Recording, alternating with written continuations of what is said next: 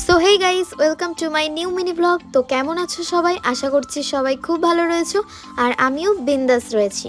তো গাইস, আজকে দেখো সেজে গুজে রেডি হয়ে একদম টোটোতে উঠে পড়েছি। আর আজকে কিন্তু গাইস আমরা যাচ্ছি বিয়ে বাড়িতে, আর বিয়েটা হচ্ছে আমার বান্ধবীর ননদের। আর এইদিকে দেখো আমার শরীরটা মোটামুটি একটু খারাপ ছিল, তো সেই কারণে আমি আজকে শাড়ি পরিনি, আমার বোন শাড়ি পরেছে। তো আমি এই লং ড্রেসটা পরেছি। তো গাইস আমাদের দুজনকে কেমন লাগছে তা কিন্তু অবশ্যই কমেন্ট করে জানাবে। আর গাইস আমরা দেখো বিয়ে বাড়িতে পৌঁছে যাই, তো তখন আমার বান্ধবীর সাজ কমপ্লিট হয়নি, ও সাজতে গেছিলো। তো আমরা খুব একা একা ফিল করছিলাম, তো তখন তার জন্য আমরা বসেছিলাম। আর তারপর গাইস বিয়ের কোণের হাতে গিফটটা দিই, আর আমরা বসে বসে ওয়েট করি। আর অনেকক্ষণ ওয়েট করার পর ওকে ফোন করি যে তুমি কখন আসবে। ও বলে যে আমার আসতে একটু লেট হবে। তো তখন দেখা হয় আমার বান্ধবীর বরের সাথে, মানে দাদা হয় আমার। তো তখন বলে যে তোমরা ঘোরাফেরা করো, ও ঠিক চলে আসবে। তো সেই মতো আমরা চলে যাই একটু কফি খেতে আর একটু ফুচকা খেতে। তো ফুচকা টুচকা খেয়ে এসে বসে যাই। আর সেই দিন ছিল 8টাতে বিয়ের লগ্ন। দেখো বর চলে এসছে, আর এদিকে সব বরযাত্রীও ঢুকে গেছে। আর বসে বসে আমি আর বোন দুইজন মিলে বিয়ে দেখছিলাম, আর সাথে কিন্তু আমার মাও ছিল। আর এদিকে দেখো গাইজ আমার বোন কিন্তু আমার পাশে বসে বলছে যে দিদি আমার বিয়ে করতে ইচ্ছা করছে, আর ওর বিয়েতে কেমন কি সাজবে কি করবে সেই সব কথাই আমার সাথে বলছে। আর আমাকে জিজ্ঞেস করছে যে তুই কেমন সাজবি। তো গাইজ এইসব গল্প করতে করতে দেখো তারপর বিয়ে শুরু হয়ে যায়। আর এদিকে দেখো এখন মালা বদল হবে, আর তার আগে তো শুভ দৃষ্টি। তো চলো তোমরাও একটু আমাদের সাথে দেখে নাও।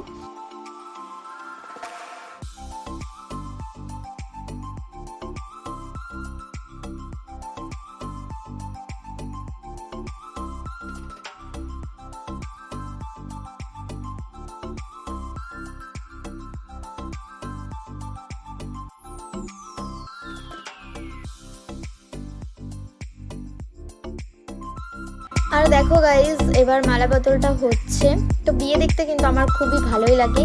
তো যখন অনেক রাতে বিয়ে থাকে সেগুলো তো আর দেখা যায় না, যেহেতু ওটা 8টার সময় লগ্ন ছিল, তো তার জন্য বসে বসে বিয়ে দেখছিলাম। আর তারপর অনেকটা দেরি হয়ে গেছিলো, আমাদের বাড়ি ফিরতে হবে, যেহেতু আমরা 3জন গেছিলাম আর 3জনাই আমরা মেয়ে মানুষ ছিলাম। তো সেই কারণে আমরা খাওয়া দাওয়াটা করে নিই।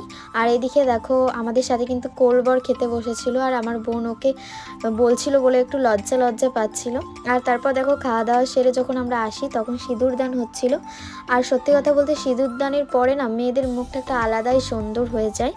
এমনিতে তো খুব সুন্দর লাগছিল, আর সিঁদুর দানের পরে আরও বেশি সুন্দর লাগছিল। তারপর গাইস দেখো আমরা বাড়ি চলে আসবো, সেই সময় আমার বান্ধবী এবার এসেছে, এসে বলে যে না না এখন যাওয়া হবে না, এখন হচ্ছে গেট ধরা হবে। তো সেই জায়গাটা একটুখানি দাঁড়ালাম, আর তখনই না আমাদের টোটো চলে আসে আর ফোন করে, তার জন্য আর আমরা বেশিক্ষণ দাঁড়াতে পারিনি। তো চলে আসি বাড়িতে, আর তখন প্রায় রাত 11টা বাজে। তো চলো আজকের মতো মিনি ব্লগটা এই অবধি। তো তোমাদের কেমন লাগলো অবশ্যই